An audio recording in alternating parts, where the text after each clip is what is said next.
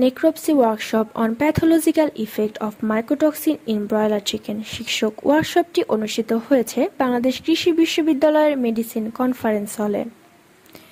অনুষ্ঠানের প্রধান অতিথি হিসেবে উপস্থিত ছিলেন ভেটেরিনারি অনুষদের dean professor doctor Mohammad Abdul Awal এবং বিশেষ অতিথি হিসেবে উপস্থিত ছিলেন CSAR এর coordinator professor doctor Abu Hadi Noor Ali খান।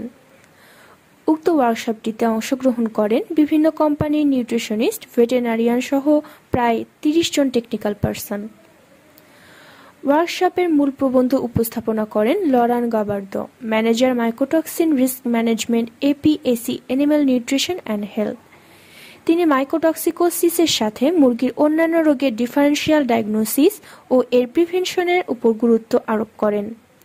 প্রবন্ধ উপস্থাপনা শেষে মাইকোটক্সিকোসিসের প্যাথোলজিক্যাল লেশন ডায়াগনোসিস নিয়ে কোম্পানি টেকনিক্যাল পারসনদের হাতে কলমে নেক্রোপসি করে দেখান doctor Ludio Martin Gomez, technical service manager, Asia Pacific Vaccinova, DSM Firmenich এবং রেনেটা লিমিটেডের যৌথ আয়োজনে এবং ডিপার্টমেন্ট অব প্যাথোলজির সহযোগিতায় ওয়ার্কশপটি প্যাথোলজি বিভাগের বিভাগীয় প্রধান প্রফেসর ডক্টর রোকসানা পারভিনের সঞ্চালনায় সফলভাবে সম্পন্ন হয়।